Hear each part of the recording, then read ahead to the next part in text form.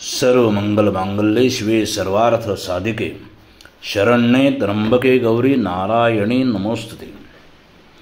जतच्या जयंत नगरीच्या नैऋत्य दिशेला असणारी ही अंबा माता, ही अंबा माता आधी कालापासून या इथं स्थापित आहे। फार पूर्वी एक जुने मंदिर या इथं होते। 1919 साली हे नवीन बांधकाम करण्यात आले होते, पण काही कारणास्तव 1986 साली या इथं पुढील मूर्ती ही कुणीतरी गुराख्याने दुभंगली गेली आणि त्यामुळे इथं नवीन मूर्ती स्थापना करावी अशा काही मंडळींनी चंग बांधला आणि हा ध्वज या इथं स्थापन केला। त्यातूनच श्री अंबिका नवरात्र उत्सव मंडळ हे सुरू झालं। काही मंडळी हे स्वप्न घेऊन एक अतिशय छान असं सुंदर मंदिर आपल्या गावामध्ये बांधावं आणि या मंदिराचा जीर्णोद्धार करून समाजासाठी एक अत्यंत देखणं निसर्ग सौंदर्यानं या नटलेल्या नगरीत या डोंगराच्या वर एक सुंदर मंदिर बांधावा असा संकल्प सर्वांनी सोडला आणि तो पूर्णत्वास नेला। श्री अंबामातेची नवीन मूर्ती बागलकोटहून करण्यात आली आणि त्या मूर्तीची अतिशय मोठ्या दिमाखात न भूतो न भविष्यतो अशी संपूर्ण जत नगरीतून प्रदक्षिणा ही त्यावेळेला 1986 साली करण्यात आली।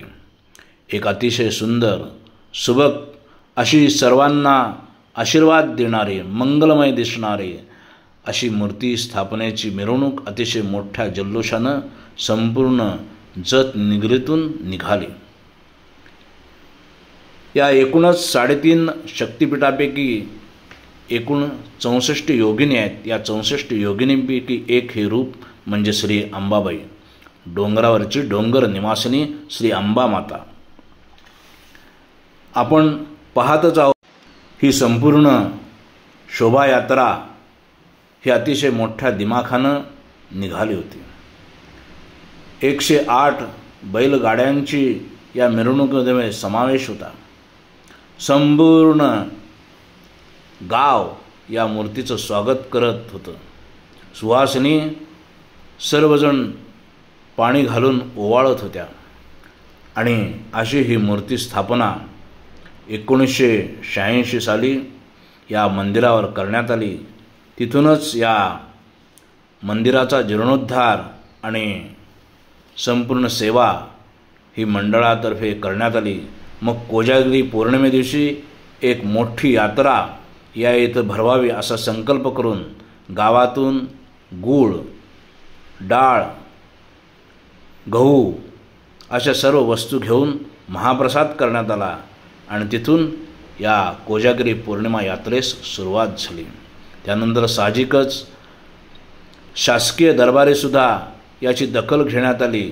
या इथं लाईटची सोय करण्यात आली। त्याचबरोबर माजी आमदार कैलासवासी उमाजीराव सनमडीकर यांच्या आमदार फंडातून या इथं रस्ता निर्माण झाला।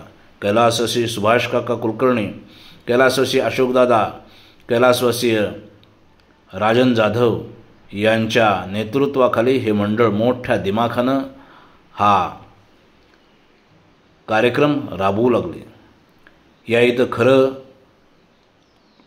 या संपूर्ण श्री अंबिका नवरात्र उत्सव मंडळाची जडणघडण करण्यामध्ये मोलाचं मार्गदर्शन लागलं ते या मंडळाचे संस्थापक कैलासवासी प्रभाकर जोगसाहेब यांच्या मार्गदर्शनाखाली आणि कैलासवासी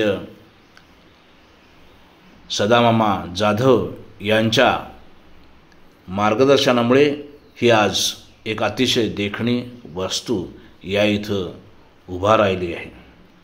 एक जतकरांचं मानाचं स्थान या मंदिराला मिळालं। पुणेकरांची जशी पर्वती आहे तशीच या जतकरांची ही आमची पर्वतीच होय।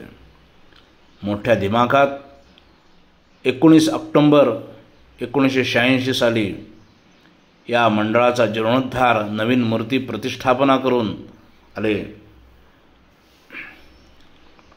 अतिशय मोठ्या आनंदाने उत्साहाने सर्वांनी हा कार्यक्रम राबवला, त्याचीच ही काही छायाचित्र आज आपण इथं पाहत आहोत। नंतर या मंडळाच्या मध्ये अनेक जतकर यांनी भाग घेतला। अतिशय मोठ्याने इथं जात पात श्रीमंत गरीब भेदभाव न करता या मंडळाची उभारणी केली। हजारो हात या डोंगराच्या या मंदिरासाठी लागले। शून्यातून विश्व निर्माण करणाऱ्या कार्यकर्त्यांच्या भविष्यात काही आव्हाने पण असणार आहेत, याची जाणीव सर्व कार्यकर्त्यांना आहे। गर्दीवर नियंत्रण व स्वच्छता यांचा संगम विशेषतः कोठेही आढळला नसेल, पण या ठिकाणी मात्र या दोन्हीही गोष्टीबाबत कार्यकर्ते फारच दक्ष असतात। त्यामुळे येणाऱ्या प्रत्येक भावीला देवस्थानाला जाऊन आल्याचे समाधान प्राप्त होते। या इथं दर 3 वर्षांनी नवचंडी होमसुद्धा होत असतो, त्यामध्ये सप्तशती पठण होत असतं। या इथं श्री गणपती, श्री दत्तात्रेय आणि महादेव यांच्यासुद्धा छोट्या मूर्त्या आहेत। नवरात्रामध्ये इथं रोज 5 आरत्या जोगवा हा म्हटला जातो।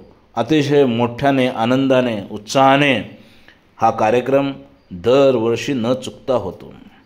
नित्यपूजा, दर शुक्रवारी आरती आणि जोगवा आणि दर पौर्णिमेला अभिषेक आणि दरवर्षी नवरात्र उत्सव हा या मंदिराचा प्रामुख्याने कार्यक्रम सर्व जतकरांच्या मार्फत केला जातो। या नवरात्रमध्ये पहिला मान कैलासवासी श्रीमंत अनिलराजे डफळे घराण्याकडे आहे। विजयादशमी ही श्रीमंत इंद्रजित डफळे यांच्याकडे हा मान आहे। या नवरात्र उत्सवामध्ये अतिशय सर्व भाविक गुण्यागोविंदानं सर्वजण मिळेल ते काम करत या देवीची सेवा करत असतात। आपण पाहत आहात की आपण एक पूर्वीचे जे मूळ मूर्ती होती ती आज या इथं आपण एक भव्य दिव्य स्वरूपात इथं सभामंडप निर्माण झाला। यामध्ये प्रामुख्याने ज्या कैलासवासी जोगसाहेब, सुभाषदादा कुलकर्णी, कैलासवासी अशोकदादा, सदामामा जाधव, कैलासवासी आनंदराव माने पाटील, रेवणूकाका या सर्वांनीच या कार्याचा विडा त्यावेळेला या मंदिराचा पाया रचला आणि आज हे सर्व कार्यकर्ते मोठ्या आनंदानं ही सेवा करत हे मंदिर एक जतील प्रतिष्ठित मंदिर स्थापन व्हावं किंवा त्याचा कार्यभार असावा असा सर्वांचा हेतू ठेवून सर्वजण आज ही सेवा पूर्ण करत आहेत। या मंदिरामुळे आता श्री सांस्कृतिक भवन मोठ्या दिमाखात या इथं उभा केलेलं आहे। ते सर्वांसाठी अतिशय अल्प दरामध्ये सर्वांसाठी उपलब्ध आहे।